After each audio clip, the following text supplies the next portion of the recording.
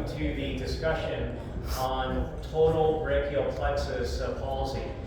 Unfortunately, I do not speak any Spanish and don't understand much Spanish, so on the top there you'll see the best translation we can give. So our goal today is to talk about restoring hand function in total brachial plexus injuries. I have a wonderful group of panelists here, and I'm sorry I don't have our last panelist picture up there. It's been a very fluid organization of this panel. I would love to set the stage, and the stage that we are setting is about an understanding of pan brachial plexus injuries. These are devastating, hard to treat injuries, and typically they're complete C5 to T1 avulsions, leaving the arm anesthetic, flail, and giving a patient a horrible ability to cope with life. These are surgically challenging. Can you remove the bottom line on here, please, this line?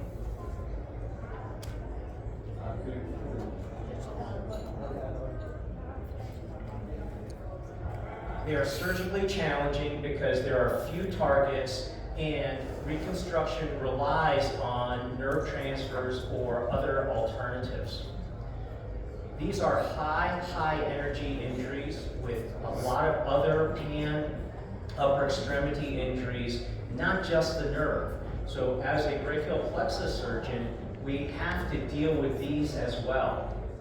Let's talk about this gentleman. This gentleman is a young man, has a complete pan plexus injury on the left side, and he basically is relegated to being an amputee, essentially, with everything intact.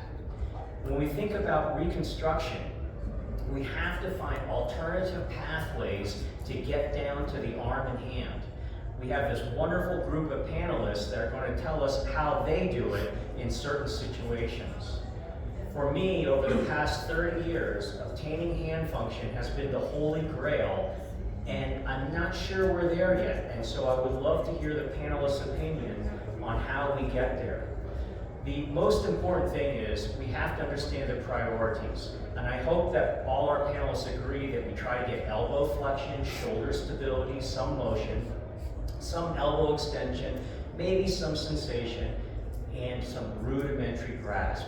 Notice what I said, rudimentary, not normal. There are many roads to get this done, and there's no one cookbook, and everybody has a different recipe. And I want to hear today about a little bit of these recipes and how we get to hand function.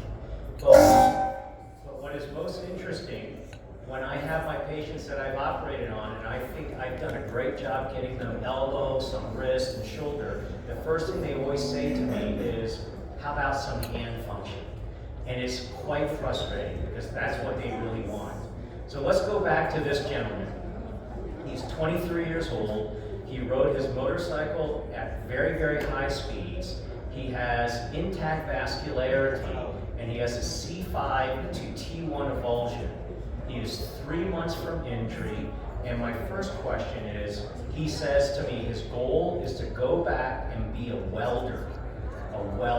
So he wants to use this hot instrument that's several thousand degrees on an insensate hand.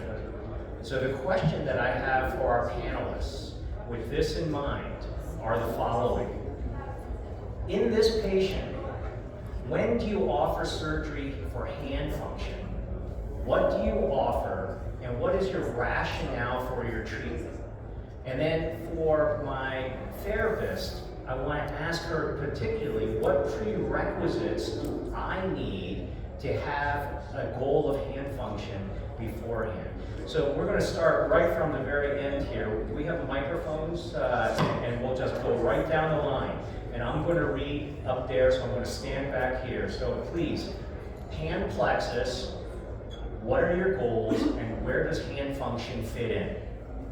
Okay, yo trabajo en Guayaquil, trabajo en el hospital, en el sistema público y también trabajo en el sistema privado.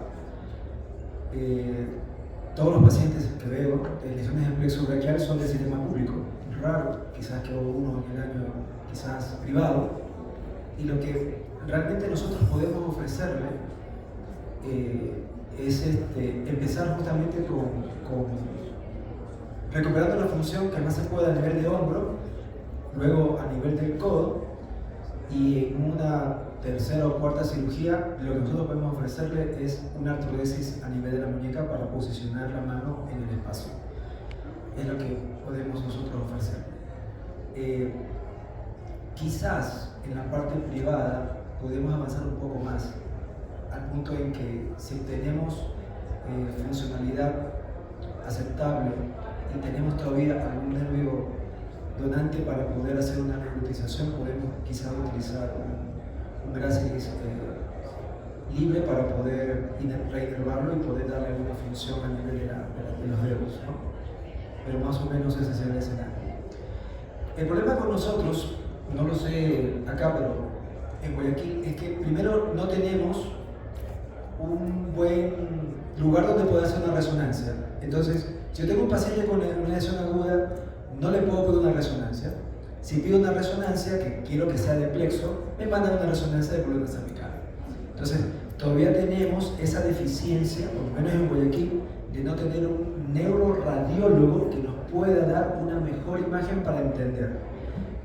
¿Qué es lo que he visto yo en mi práctica? Y lo comento justo ahora, no sé si es el momento, es que en el tiempo he visto pacientes con lesiones completas diagnosticadas clínicamente, porque no tengo otra forma de diagnosticarlas, que al cabo de 2 años, 3 años, comienzan a recuperar algo de función de hombro y algo de función de mano, sin haberlos intervenido. Que obviamente, sistema público, lo seguimos viendo, lo seguimos tratando, yo personalmente lo sigo viendo, y tengo 4 o 5 pacientes con lesiones completas del plexo que después de 2 años, sin hacer ningún gesto quirúrgico, algo comenzaron a recuperar de hombro y algo comenzaron a recuperar de movimiento, que tenían cero movimiento a nivel de la mano. You're very lucky that some of the patients can actually get some hand function after observing them. Sir, please tell me your opinion. Yo soy Juan Pablo Cáceres, trabajo en el Hospital Vicente Corral Moscoso de Cuenca, a nivel público y a nivel privado, pues también algunas clínicas, y también pues voy a Guayaquil en ocasiones a operar casos allá. En los casos de las aborciones totales, ya sabemos, es lo que decía un experto europeo, decía que es como una crónica de un fracaso anunciado, los pacientes con aborción total. Sabes que puedes ayudarle de alguna manera, pero que es un paciente que va a quedar con un déficit funcional importante. Entonces, yo pienso que también es importante valorar si disponemos de nervios donantes del mismo lado. Si el frénico funciona, solamente tenemos que hacer una radiografía de tórax, saber que ese diafragma está bien, es lo primero que les pido, saber que hay frénico, saber que no ha tenido un trauma grave costal para disponer de los nervios intercostales. Aparte de la resonancia, nosotros sí, ventajosamente nos hacen buenas resonancias, podemos, sobre todo hay que pedirles un estudio guilográfico, lo pedimos, y podemos ver si hay imágenes de la pseudomeningocele, que son las típicas imágenes de las aborciones radiculares. Hay que tener un concepto claro antes de operar a estos pacientes, ver qué pacientes disponemos y empezar con las neuritizaciones para el hombro, espinal, supraescapular, frénico a músculo cutáneo, y en ocasiones hacemos estas 2 opciones y dejamos los intercostales para 2-3 meses hacer un gracilis free flap, ¿sí? Un colgajo libre de gracilis a los 2-3 meses. Con esto hemos tenido realmente algún resultado funcional, un gran pequeño a nivel de mano, ¿sí? Últimamente lo que estamos optando también es por cuando no tenemos intercostales, no tenemos frénico, utilizo la C7, el cubital vascularizado a la C7 contralateral. C7 contralateral y conectamos el cubital al cordón lateral del plexo. Con esto hemos obtenido resultados tanto en hombro como en codo, con la flexión del codo. En mano hemos ganado, tenemos 2 o 3 pacientes que a los 2 años de control recuperado una mínima función, pero muy mínima. Es mucha cirugía, mucha técnica de esto para tan poco resultado. A nosotros nos ha ido muy bien, de paso hay que decir, el C7 contralateral con cubital vascularizado para los pacientes, para mejorar la función del bíceps, de la mano poco. Al final, si quieres dejar una mano estética, cuando trabajábamos en España, sobre todo veíamos muchos de estos y acabábamos haciéndoles artrodesis interfalángicas, artrodesis de pulgar, una mano que daba una mano robótica. That's a very insightful overview with a lot of detail. For our hand therapist, what do you recommend we as surgeons ask the therapist to prepare the patient for this journey of surgery? Lo primero es que tenemos que tener una comunicación muy cercana con el cirujano y nosotros como terapeutas de mano, terapeutas de nervio, necesitamos que, si es una cirugía si nos mandan a terapia para una cirugía que va a tener posteriormente, necesitamos saber qué tipo de cirugía se va a hacer, si va a ser una transferencia nerviosa, una transferencia tendinosa, etc.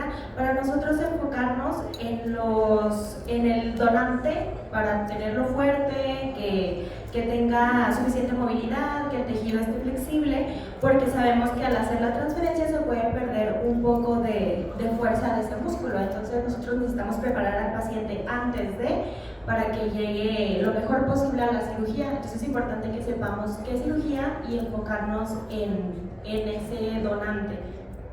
That's a very excellent point. Our hand therapists are integral in my practice, and you become my best friends, sometimes worst enemies, depending on what you tell the patients. From a different point of view, we've heard about contralateral C7 using the phrenic, the intercostal spinal accessory. Now that we've heard that, what do you offer for hand function, and what's your rationale in the pan plexus, all avulsions, with a good vascular arm? Siempre es importante saber que una lesión de plexo total es el peor escenario como cirujano de plexo podamos enfrentarlos. Y realmente la mano es lo que más difícil cuesta darle una función, porque está muy lejos del área, si tenemos donadores, está muy lejos del área para reinervar. Entonces vamos hacia las zonas proximales a reinervación de codo en primer lugar. Y si no conseguimos hacer con las reinervaciones nerviosas, transferencias nerviosas, el resultado sería una transferencias tendinosas después de tener una flexión de codo, haciendo un efecto tenorésico al momento de extensión de la mano, extensión del codo, tratar de flexionar los flexores profundos de la mano mediante artrodesis de la muñeca, artrodesis de las interfalángicas, únicamente el movimiento de las metacarpofalángicas. Creo que es un resultado no tan funcional, pero algo más estético que el paciente puede sentirse mejor. Y creo que en la mano el futuro de las lesiones del plexo braquial son las prótesis bioeléctricas. Eso creo que es el camino que va hacia la función de la mano. Excellent. Now, unfortunately, being the last panelist, you've had the insight to hear everything else. What do you think is your role as a hand surgeon to get some hand function, especially in the pan plexus where a patient says, you know, Dr. Sanchez, I don't care about elbow bending, I don't care about that, but I really want hand function. Well, what's the thought on that? Bueno, yo creo que justo soy la doctora Sara Sánchez, yo trabajo aquí en Quito, en la parte privada y en la pública, en el Hospital Pablo Héctor Suárez. Y bueno, tenemos dos escenarios en pacientes de panplexo. Lamentablemente, muchas veces los pacientes panplexo que llegan al sistema público llegan con mucho tiempo de evolución. Después de 1 año, 2 años, donde es un poco más difícil la recuperación. Y la primera cosa que me parece importante a mí dejar clara es la expectativa que tiene el paciente. Porque yo suelo comenzar mi conversación con el paciente explicándole la gravedad del asunto. Como llevan mucho tiempo así, pues ya saben lo difícil que es. Les comento que antiguamente el tratamiento para no tener un brazo colgante era la amputación y que ahora podemos hacer algo, recuperar un porcentaje bajo que le va a ayudar a hacer pequeñas cosas en su día a día. Para ellos es un cambio gigante si ganan una abducción del hombro de 45 grados, porque van a poder higienizar tranquilamente, porque van a poder vestirse, que es una cosa diaria, una dependencia terrible que tienen. Entonces, bueno, siempre comienzo la reconstrucción de proximal a distal, y cuando llegamos a hablar de mano, entonces esta parte ya viene más explicada por el tiempo de evolución y todo, y suelo ser muy sincera en la parte que la función de la mano va a ser muy rudimentaria, básicamente para poder agarrar alguna cosa, y eso va a ser una gran ganancia para lo que tienen ahora.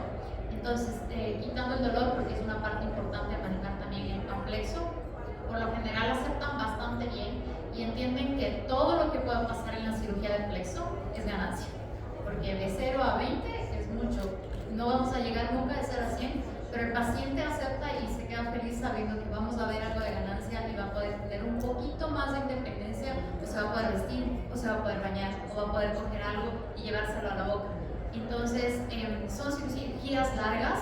También converso esto con el paciente, y también es importante para mí el entorno en el que se maneja y poder saber que voy a tener una buena terapia para que se pueda manejar el paciente, porque después de estas cirugías pues necesitamos hacer una recorticalización de los nervios y hacer que la muevan, y si el paciente no tiene un buen entorno y no va a tener una buena fisioterapia, pues así la cirugía haya sido excelente, pues no va a tener buenos resultados. Entonces es un escenario bastante grave. El complexo es realmente el peor de los escenarios con los cirujanos, pero creo que teniendo la expectativa clara del paciente, pudiendo conversar con ellos de esto, pues se quedan bastante felices con un resultado de una mano rudimentaria.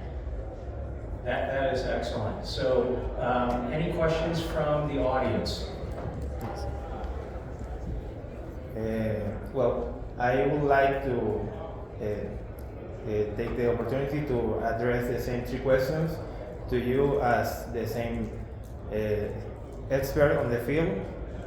How to manage the same case in Mayo Clinic in the US? How would you manage this same case with the 3 questions?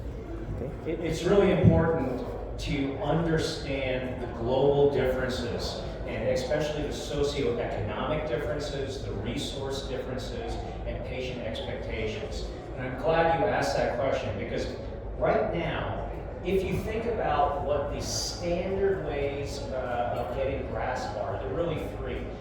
Free function muscles, either single or double, contralateral C7, and there are multiple variations. And these are the major 3 options. And when we look at it carefully, this is one of my patients that I did a double DOI, or a double free function muscle transfer. It's 4 surgeries, and after 3-4 years, he has very rudimentary hand function. It's a win for me, but the question, is it a win for the patient? Socioeconomically, time down, and everything with that. Now, we've studied the double free function muscle. Our results are not as good as DOIs. However, our question is, can we condense this? So we started doing what we call a single stage free function muscle. And in order to make this work, you have to have triceps, so you have to innervate triceps. The gracilis goes on the front of the arm down to the finger flexors. It's staged with a wrist fusion, and if you could do something for the shoulder, that's great, grafting or fusion in the future. And even with this, our results were not as great as we thought. While 74% could make rudimentary grasp, only 25% found it useful. That means 1 in 4 of my patients said it was okay after going this massive amount of surgery. Then we looked at contralateral C7. Yongdong Gu in Shanghai said this was the way to get hand function by taking the normal contralateral C7, attaching it to the median nerve. Now, when we looked at this carefully, this boy up here was my best result, and there it is. And so it was very much a trick motion and an overpopularization. There have been so many different variations of this, and most recently, one of my friends in Beijing has come out and he basically said, I can restore hand function and upper extremity function with a contralateral C7 taken prevertebrally, shortening the humerus and using all the available elements. I had the ability to go over there and examine this person, and you watch really carefully. His elbow extension is through his phrenic nerve, and that's nothing short of remarkable. I think, and watch him breathe, he's breathing, and his hand and wrist and extension come through his lower trunk, and watch him breathe. He can kind of make his hand go up, and that's Dr. Shufeng Wei kind of helping the patient go on. And what I really want you to look at is his hand function and observe the hand function that he has on the other side. So I'm asking him, and Dr. Wang knows I'm trying to discern whether or not he could bend his elbow and use his hand without using his normal side. And while nothing short of remarkable, I asked this gentleman, do you use this arm in everyday living? And that's when Dr. Wang basically whisked him out of the room before answering that question. So he cannot do anything without squeezing his other hand. So the big question I have for my panelists, we see this. How many of you do contralateral C7 or have done contralateral C7? Just raise your hand. Okay? Please, give me your experience on independence and what your role of contralateral C7 in your practice is today. Bueno, como he dicho antes, nosotros no usamos el total de la C7 contralateral, sino la MI-C7, ¿sí? La parte anterior de la raíz C7 contralateral. No hemos tenido ningún problema a nivel del sitio de la mano donante. O sea, creo que un paciente tuvo una ligera disminución en la extensión que le duró 2 meses, que luego recuperó totalmente. Parte de lo que algunos pacientes se quejan es cuando realizan ya la función, si está para la flexión, se quejan un poco de ardor, de quemazón en la mano. Y inicialmente empiezan a hacer presión de la mano contralateral del sitio donante y ayudan a la flexión del sitio que hemos dado en la conexión de la C7. Y que luego de un año, quizás un poco más, consiguen hacer el movimiento sin necesidad de mover el brazo donante. Es importante que cogiendo, no la C7 total, no, solo en parte anterior de la C7. Any other experiences with contralateral C7? Okay, well that's a really important thing. So my next question is, what do you do after you try to get hand function and it failed? So this is a situation where you've operated on somebody, you try to get hand function, and they didn't get it. And so I'll give you an example. And first of all, let's get your opinion. So Dr. Sanchez, you've done everything. They've gotten some shoulder, they've gotten some elbow, but no hand, and they want hand. What do you do? These are hard questions.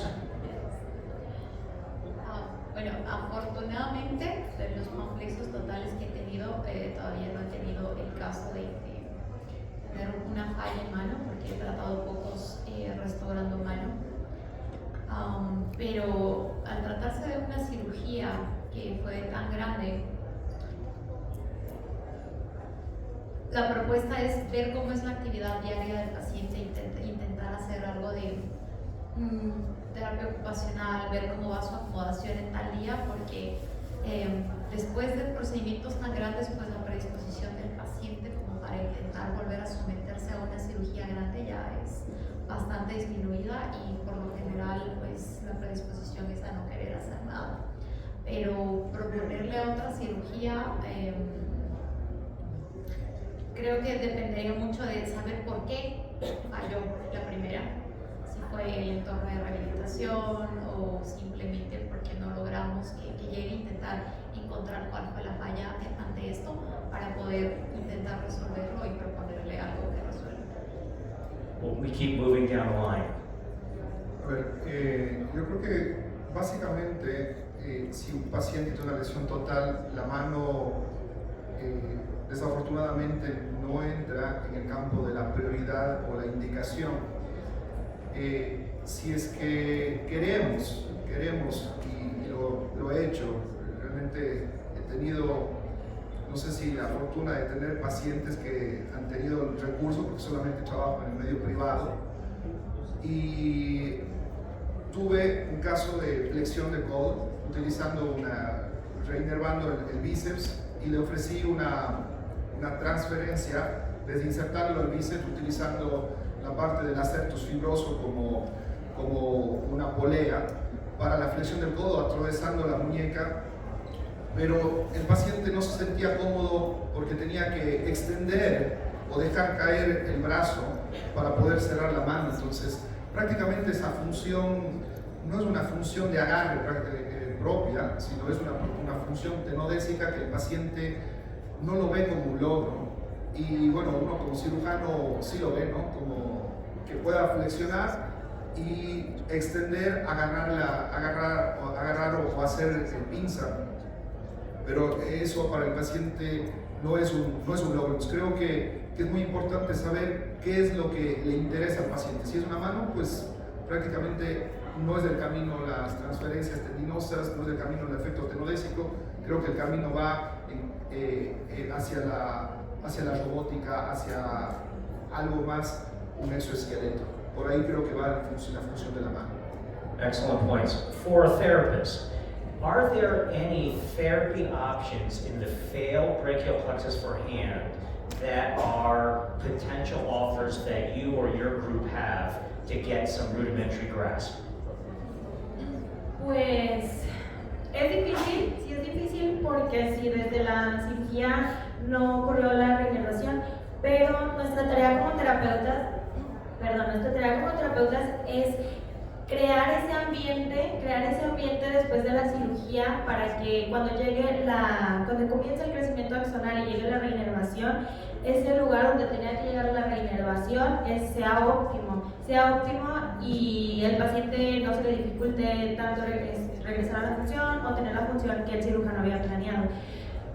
Lo que nosotros nos enfocamos mucho es en el trabajo sensoromotor, o sea, porque no puedo yo ponerle al paciente nada más repetición tras repetición, si todavía no está integrado eso en su corteza. Entonces tengo que trabajar mucho la sensibilidad, todo lo sensorial. Si el cerebro se ha olvidado que tiene una mano, entonces va a ser muy difícil que el paciente pueda incluirla en sus actividades. Entonces lo que hago es integrar mucho la parte sensorial y tratar de esa manera que el axón diga en términos así como coloquiales, de que el axón diga, ok, ahí hay señal, ahí tengo que llegar. Entonces eso es lo que me enfoco cuando una mano no tiene la función que se ha esperado, a ver si por esa parte regresa. What I find very interesting, and I've heard it even with these experts, and I do it as well, when we start talking about pan plexus and our experiences, we always throw the patient in that's not a pan plexus, has a little sensation, has a little motor. So let's bring ourselves back to the complete pan plexus that have failed. So for my last two gentlemen here, I would love to hear, what do you do after you failed for hand function? Do you offer something else, or is done? Creo que aquí hay que utilizar dos cosas importantes. Una cosa es la expectativa del cirujano. Creo que nuestra expectativa como cirujanos es mayor a veces que la que tiene el paciente. La segunda es la del paciente.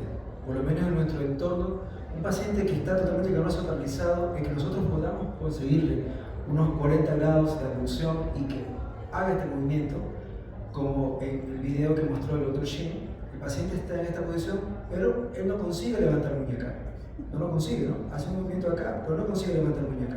Entonces, Lo que nos ofrece al paciente es artrodesarlo. Ese paciente se siente bastante contento con que llego aquí, hago esto, levanto mi muñeca y puedo posicionar mi mano aquí en el espacio. Es lo único que le puedo ofrecer. Y generalmente, si nosotros hacemos una artrodesis tiene una mejor tasa quirúrgica de resultado, ¿no? Frente al 20, 40 o 50% que podemos recuperar cuando hacemos alguna neurotización. Entonces, por lo menos lo que puedo ofrecerles es eso. Entonces, tenemos al paciente que hace esto y que logra llevar la mano acá, pero la mano no puede posicionarse. El hecho de atravesarlo y colocar la posición le permite sentir que puede hacer algo más con esa mano.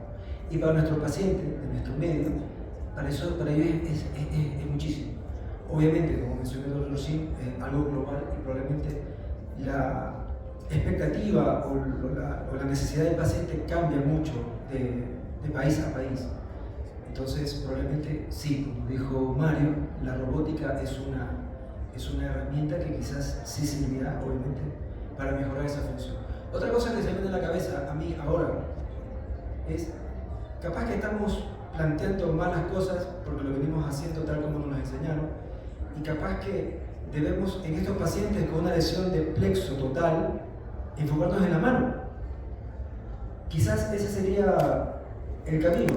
Ya no pensar en el hombro y en el codo. Busquemos otras alternativas para hacer el hombro y el codo. Pero quizás sea directamente en la mano, que es la que quizás necesitamos más. Después de lo que ha comentado él, de hecho, esto ya se plantea en la parálisis braquial obstétrica. En los niños se cambió desde hace algunos años el concepto de dar prioridad a la función de la mano. O sea, se intenta dar todo a la mano y luego y al hombro y al codo. Estos son criterios ya en Europa, sobre todo, que se cambió hace algunos años, ¿sí? Nosotros, como decía, yo sigo con la sesión contralateral, intentando que reinerve lo máximo, lo más distal posible y tener algún tendón útil en el antebrazo para hacer una cirugía paliativa junto con las artrodesis que habíamos mencionado. Artrodesis, paliativa, gracilis, libre, todo esto va a ayudar a una mano estéticamente mejor y también algo de función. En relación al tema robótico, yo recuerdo que ya igual hace 15 años o más que venimos hablando en Europa de la posibilidad. El problema son los costes, precios muy caros. Lo que hay que estimular, esto sí, es a la industria a que realmente se pueda producir modelos de bajo costo para nuestro medio. Nuestro medio ahora, el paciente tiene que comprar las suturas, comprar guantes para operarlo a nivel público. No es impensable plantearnos un tema de ese tema robótico. Excellent points, and I do think that it's important to understand that adults are not babies, and because of the distance, I completely agree with you. Comment from our therapist. Sí, yo quisiera agregar que en estos casos también donde a lo mejor la mano no tiene la respuesta que esperaba el cirujano, que esperaba el paciente, nosotros también nos enfocamos en rehabilitar o entrenar la otra extremidad para que ahora esa sea la extremidad dominante. Porque pues a veces nos enfocamos mucho en, el paciente obviamente quiere mover su mano, pero pues para que el paciente sea funcional y pueda continuar su vida, a veces tenemos que reentrenar en la otra extremidad para que se vuelva la dominante y la que está afectada, en caso de que fuera la dominante, fuera solamente la extremidad de ayuda para que pues, el paciente pueda regresar a sus actividades. Excellent points. Now, some people ask about what the role of amputation was, and it's really interesting if you look at the historical perspectives. Back in 1961, they started writing about this. And the problem then is in the United States with the advent, especially in Europe, for those people that are European trained, the advent of microsurgery and some proponents said if you do an amputation, you're a complete failure as a brachial plexus surgeon. We revisited this in 2016 and definitely found that there was a role for amputation in these patients that failed. And so looking at those patients that failed, we started to look at what is the role of myoelectric fitting after traumatic brachial plexus injuries. And in a group of 29 pan plexuses that were amputated, we found that the 10 patients we gave myoelectric devices to actually used them regularly, and we were actually surprised because Yeoman and Seddon in 1961, their follow-up outcomes were that nobody used the prosthetics because they were heavy, they were body controlled, so it required biscapular motion, which they only had uniscapular. And so we had a pretty high rate of usage using non-intuitive signals. There are no signals in the arm that's injured, but with a special strap that goes around the opposite shoulder, we found that we could introduce a new signal. And so we did some additional work with getting outcomes research. And this is what we use for a signal. It's basically a linear transducer that picks up signal of contralateral protraction. And I know this is a bad picture because it's a black hand against a black door, but they can come in before surgery and we can actually test them either on a robotic device or a virtual device to see can they control a myoelectric hand with the contralateral shoulder. And so most of these were transradial, and all of them, I think about a majority of them had a glenohumeral fusion, because if you're going to put a 15-pound prosthetic on an arm and you don't have a good shoulder, they'll sag. And interestingly, their shoulder motion actually improved after the shoulder fusion. And then we measured the outcomes. We made them do daily activities like opening a bag, zippering a zipper, putting on a coat, tying a shoe, stacking cups. And what we found was their pre to post functional level was actually statistically better. Their pain, which should not have changed, got better, and this goes into the potential cortical functionality of the extremity, and their dash really didn't improve without the prosthetic, so it wasn't an effect of the amputation. So this is a patient of mine that failed hand function completely. And if you can see here, he had a gracilis for elbow flexion, intercostals to triceps, grafting of his shoulder. We were ready to do a wrist fusion to get him some rudimentary grasp, but he basically told me this is going to be absolutely worthless. So we amputated him. This is day one of him getting his prosthetic. And we asked him to show us how he uses it or will use it. And he decided on a hand that looked like a hand because mentally he couldn't handle a robotic hand. And we've now looked at this really carefully. And the role of amputation, either acutely or in chronic failed, has become really important to us. This is a patient that had a failed brachial plexus reconstruction. 8 years later, he came and said, I read something about amputation. I would like to try it. We did it. And all he wanted to do was be able to cut his steak without asking the waiter to cut it for him or his wife to cut it. And he continues to use his prosthetic today. Now, I think it's important in real world use. This is a welder that uses a claw hook, a farmer's hook that's coated with asbestos. A guy that does his own window tinting business, and a patient over here that said, all I wanted to do was pay for my meal without asking my wife to take out a credit card out of my back pocket. So the next question, we talked about the cost. Currently in the United States, they have a Medicare fee arm that is hitting less than $7,000 to $8,000. And it's basically the very cheap version of the $50,000 myoelectric prosthetic. When would you even consider amputation and the role of myoelectrics in your practice, knowing that the South American practice and patients are very different than the patients I see? So we'll start right on with Sarah, please. Bueno, pues como comentaba el doctor hace un momento, la mayoría de pacientes de plexo, recordemos que tiene el perfil de ser el repartidor de motocicleta, joven, que usa muy poca protección, que tuvo un accidente de tránsito y que pues tuvo esta abulsión complexo completa con poca regeneración. Entonces, en el mundo ideal, pues yo pienso que se puede conseguir una mejor función con las prótesis mioeléctricas, incluso intentando hacer un doble gracilis de mano para la mano específicamente.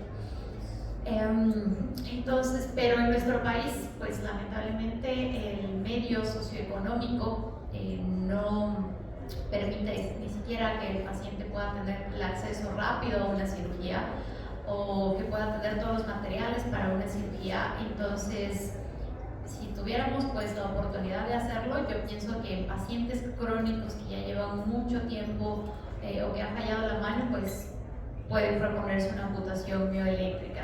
Después de intentar una primera reinervación con una doble transferencia de músculo libre, y yo pensaría que ese es el punto aquí en Sudamérica.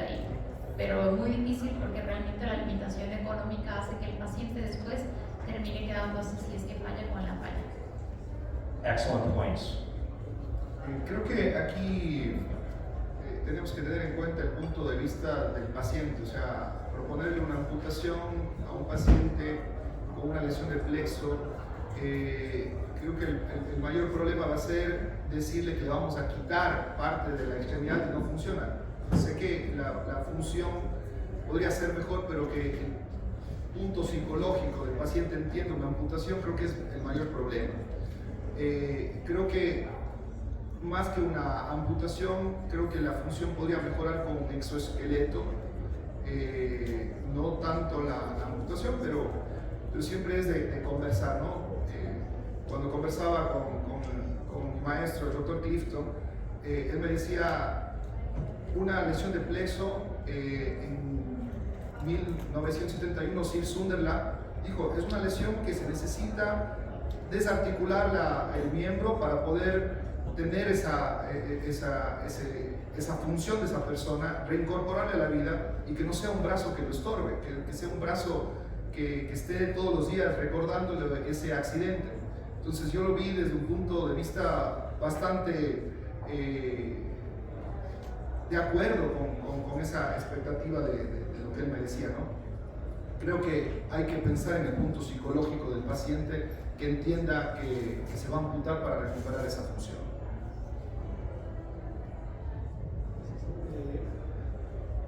Como decía, bueno, yo estuve también trabajando en España más de 20 años en una unidad de microcirugía con el doctor Santos Palachi, y que yo recuerdo, no sé, habremos operado ya, con los que llevo operado aquí, mucho más de 1000 pacientes, y de todos estos, ninguno lo hemos indicado amputar, aunque hemos tenido resultados malos a veces. Pero el paciente no llega a un punto de que ha conseguido algo de movilidad y él no quiere amputarse. El único paciente, perfil del paciente que te pide a veces que le amputes a veces el brazo es el paciente que tiene dolor neuropático y tiene la falsa idea de que con la amputación va a solucionar. Pero cuando uno le explica que ese no es el motivo del dolor, que el dolor está a nivel de médula, a nivel de otro sitio, el paciente dice, no, pues no quiero amputarme porque voy a seguir con dolor. Son los únicos casos que el paciente te pide. Yo pienso que hay que hacer todo lo posible para, lo que decía antes, recuperar la función, incluso para el uso de las prótesis para mano necesitas un músculo activo para que dé la orden a la prótesis. Pues si lo tienes más distal, mucho mejor. Quizás realizar convenios con Estados Unidos con este tipo de pacientes, tener la ayuda de países que tengan poder económico mejor, pues quizás sería una solución. Otra que pienso que ya trabajamos algún tiempo en Barcelona sobre cómo acortar por qué no va la mano. Hay que pensar por qué no funciona la mano de estos pacientes. Lo que decía Mario inicialmente, el recorrido es muy largo y la placa motora se muere de la mano. ¿Qué hacer? El punto de investigación también es alargar el tiempo de vida de la placa motora de la mano. ¿Cómo hacemos? Ahí se trabaja, en España se está trabajando en la Universidad de Barcelona sobre qué hacer, que alguna sustancia, algún medicamento, algo que permita ligar los axones al cabo de un año de renovación y que estos funcionen. No lo sé. Those are great points. However, we don't have that drug today to preserve motor end plates, and we've been trying to do that for over 30 years. Last point, question, what is the role of amputation and myoelectric, and would you consider it, even if it becomes economically feasible in South America? Creo que nosotros como ciudadanos del plexo, aquí llegaremos a considerarle esa opción al paciente cuando seamos capaces de demostrarle físicamente y en nuestro mundo real que tenemos una mejor opción. O sea, si yo tengo la prótesis, imaginemos que ahora empezamos con nuestra investigación y nuestro desarrollo y conseguimos tener una prótesis en 10 años, algo similar como lo muestra el Dr. Shin. En ese momento creo que sería capaz de decirle, ¿sabes qué? Tu opción es una amputación porque te voy a poner esto. Mira, aquí está, lo tengo. En este actual momento no creo que sea posible. Okay. Thank you. So I just wanted to give you my algorithm at what we do in Minnesota. So for our acute panplexuses, my goal is always to discuss the role of amputation. I have a patient meet us, I have them meet our prosthetist, and we completely respect our patients' needs and options. Some patients are very apt to say, I want the newest thing. Some patients want their body image. We have to really, really discuss this ahead of time, and these are hour-long discussions with the patients. So the bottom line is, it is a viable opportunity to get hand functions. We use non-intuitive signals of the contralateral shoulder, and we discuss shoulder fusion. But just like it was very well pointed out by this expert panel, it does not address neuropathic pain. There's no sensation. There's no haptic feedback. The weight of the prosthetic can be a bit problematic, and signal acquisition is not instantaneous, and we're working on that. So I do think we should think about it. It might be something in the future. And as costs go down and we teach surgeons, what are the options? How do you make your patient's needs come first? It might be something in the future. We're in the middle of a paradigm shift in brachial plexus surgery. We have not seen this amount of interest in hand reconstruction for about 15, 20 years. Hand was always considered the last option. And now, just like in children, we're starting to think about it as perhaps a primary option. But grasp is hard, and we need to study it. And as our expert panel has said here, they've had experiences, good and bad, with trying to restore hand function. And when the hand can work and the patient is so devastated by pain, do we really help them? So I will tell you, the future is bright. Especially for you young surgeons out here. I'm heading over the hill, and I'm really looking forward to seeing what's happening in the next 10 to 15 years, because I've never seen things like this happen in plexus surgery for the past 15, 20 years. So I wanted to thank you. I think we're pretty close to running out of time. I'm happy to entertain any questions from the audience or even the panelists regarding this topic. Please, anybody questions?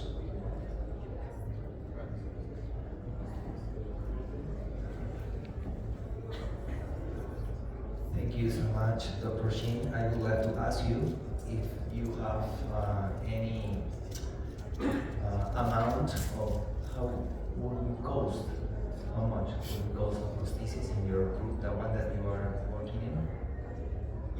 There's a Medicare, which is our United States government insurance prosthesis, that has recently been improved.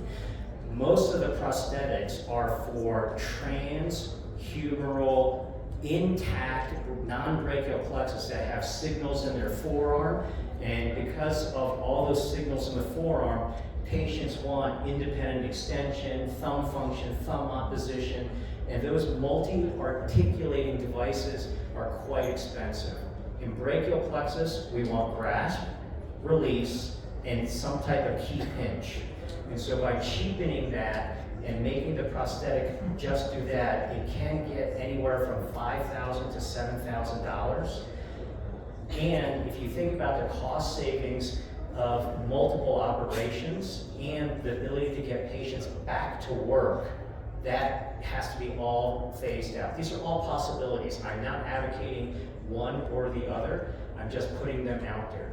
There are a lot of really novel reconstructive options in upper extremity brachial plexus to get grasp.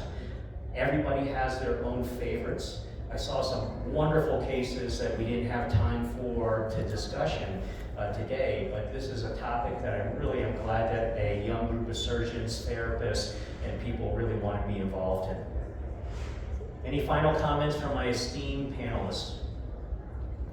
A mí me gustaría agregar así rápido para los terapeutas de mano que puedan estar aquí, que quede como en punto resumido la rehabilitación de las lesiones de plexo braquial, que siempre nos preguntemos cuál es el músculo o el nervio donador, o sea, siempre enfocarse en cuál es el donante y cuál es el receptor, porque esa es la forma en que vamos a hacer que la transferencia funcione, porque muchas veces nos enfocamos en mover, pero no sé ni qué estoy moviendo, entonces tenemos que mover el donante de forma activa y el receptor de forma pasiva para que así esté funcionando la transferencia, y que va a tomar meses, o sea, no nos podemos desesperar porque no vamos a ver función en los primeros meses, puede tomar la recuperación hasta muchísimos años, entonces que eso se nos quede muy grabado y que no olvidemos la parte sensoromotor, la parte sensitiva, la integración cortical, donde podemos aplicar muchas técnicas como la terapia de espejo, la imaginería motora, porque el cerebro,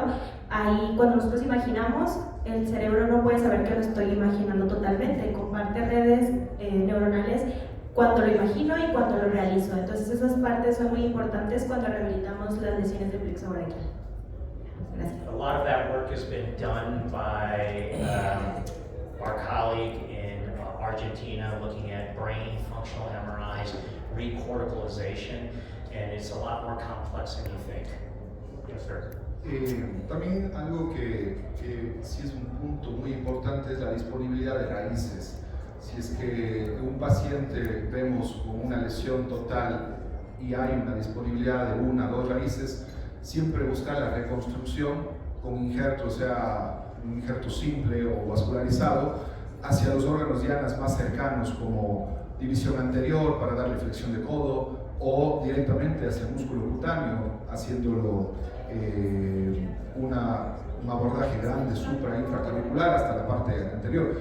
Lo que yo actualmente estoy haciendo en el paciente con lesión de plexo total y si tengo disponibilidad de una raíz es frénico al nervio supraescapular y el espinal accesorio con injerto del braquio cutáneo medial directamente a la división anterior del nervio, axilar. Y he tenido un mejor resultado en la abducción de hombro y con el injerto de la raíz disponible hacia el músculo cutáneo llega a reinervar. Entonces el paciente tiene un buen hombro, no solo 45 grados con la transferencia del espinal accesorio supraescapular, sino llega hasta 90 grados, fácil, contra la gravedad, un M4, y eso es algo que yo estoy rompiendo el paradigma de espinal accesorio a supraescapular, sino frénico a supraescapular, espinal accesorio a lo que pueda encontrar a reinervar en el brazo, en el codo o en el hombro. I think it's a great option. I think it's really important to use all available nerves. I'm a firm advocate of supraclavicular exploration, intraoperative nerve monitoring and testing, and I will use every route that I have available. Whether you use phrenic, whether you use suprascapular, whether you use intercostals, it all depends on the patient physiology. In my patient practice, my BMIs are too high. I'm a little scared to take the phrenic and intercostals. And if you're going to use them, remember they're agonists, so you can't use them for the same function like elbow bending, otherwise the patient will be confused. I really wanted to thank my wonderful panel, you guys for being here and listening to the dual translation and my lack of ability to speak Spanish. Believe me, you do not want me to try to speak Spanish. But thank you and for inviting me to your wonderful conference. Great job.